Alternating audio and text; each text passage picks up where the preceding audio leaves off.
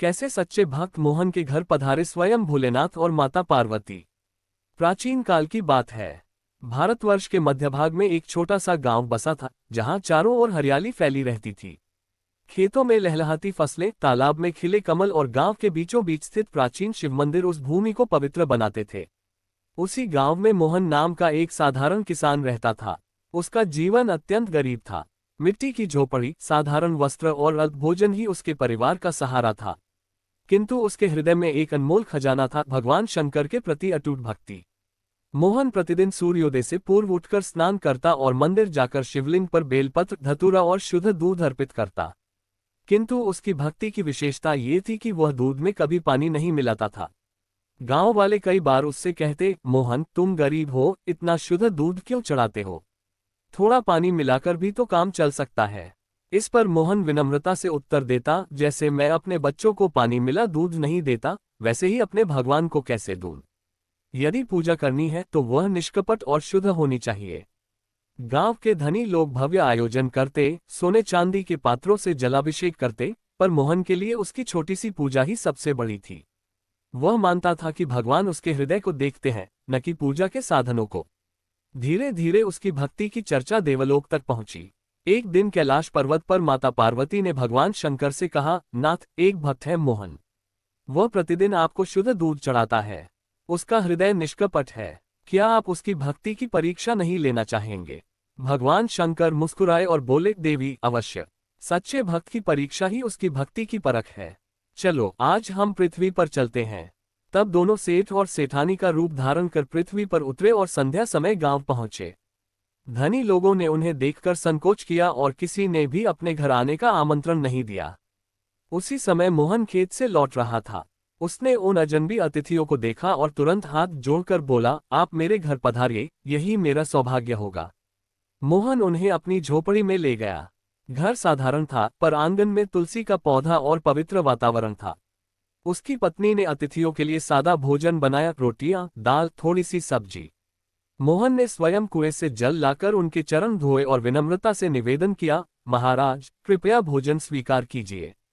भोजन के समय सेठ वास्तव में भगवान शिव ने पूछा, मोहन, तुम्हारे पास तो धन नहीं है, फिर भी तुम इतने प्रसन्न कैसे रहते हो? मोहन ने शांत स्वर में उत्तर दिया, धन से जीवन नहीं चलता, जीवन चलता है भक्ति से। मेरा सबसे बड़ा खजाना मेरे भोलेनाथ का नाम है। मैं हर दिन उन्हें शुद्ध दूध अर्पित करता हूँ और यही मेरे जीवन का आनंद है। सेठानी मां पार्वती ने कहा, लोग कहते हैं कि भगवान को दूध की आवश्यकता नहीं, फिर तुम इतना कष्ट क्यों उठाते हो? मोहन ने फोल्डेड हैंड्स जोड़कर उत्तर दिया, माता, मुझे नहीं पता कि भगवान दूध पीते हैं या नहीं, पर मेरा विश्वास कहता है कि जब मैं उन्हें शुद्ध दूध अर्पित करता हूँ तो वे मेरे हृदय को अवश्य स्वीकार करते हैं। यदि मैं अपने बच्चों को कभी पानी मिला दूध नहीं देता तो अपने भगवान को कैसे दूं? ये सुनकर भगवान शंकर और माता पार्वती दोनों भाव विभोर हो उठे। उसी क्षण झोपड़ी में दिव्य प्रकाश छा गया। साधारण सेठ सेठानी का रूप विलीन होने लगा और उनके स्थान पर प्रकट हुए त्रिशूलधारी, जटाजुधारी, गले में सर्प धारण किए भगवान महादेव और उनके साथ जगत जननी माता पार्वती।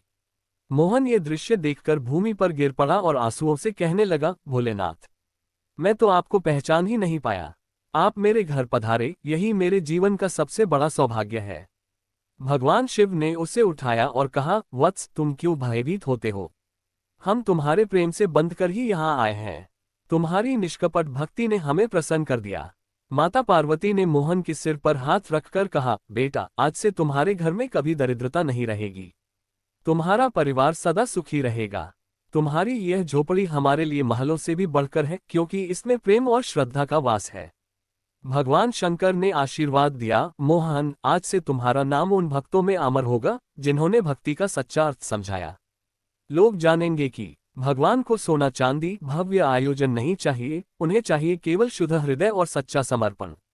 ये कहकर भगवान ने त्रिशूल उठाया और मोहन की झोपड़ी दिव्य प्रकाश से आलोकित हो उठी। घर में अन्न धन का भंडार भर गया। जब गांव वाले ये चमत्कार देखने आए तो आश्चर्यचकित रह गए। भगवान शिव ने उन्हें संबोधित करते हुए कहा, हे ग्रामवासियों, भक्ति का अर्थ बड़े आयोजन नहीं है। भक्ति का अर्थ है निष्कपट भाव और समर्पण। मोहन ने यही दिखाया है। यदि तुम भी इसी भाव से पूजा करोगे तो हम सदा तुम्हारे साथ रहेंगे। ये कहकर भगवान शिव और माता पार्वती अदृश्य हो गए। उस दिन के बाद मोहन का जीवन बदल गया।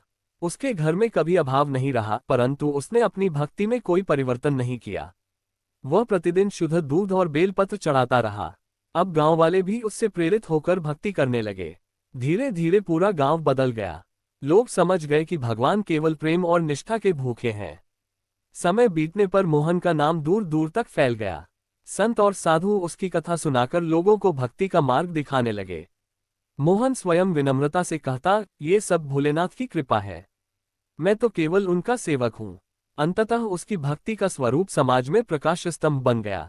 ये कथा युगों युगों तक लोगों को ये सिखाने लगी कि भगवान को पाने के लिए सोना चांदी नहीं, बल्कि निष्कपट भाव की आवश्यकता है। कथा का संदेश यही है कि यदि भक्त कहे, हे प्रभु, सुख देना तो इतना देना कि उसमें अहंकार न आए, और दुख देना तो इतना देना कि उसमें आस्था न मिटे, तो भगवान अवश्य ही उसकी प्रार्थना स्वीकार करते हैं। यही है भक्त मोहन और भगवान शंकर की पौराणिक कथा, जो हमें ये सिखाती है कि सच्ची भक्ति ही सबसे बड़ा धन है। हर हर महादेव।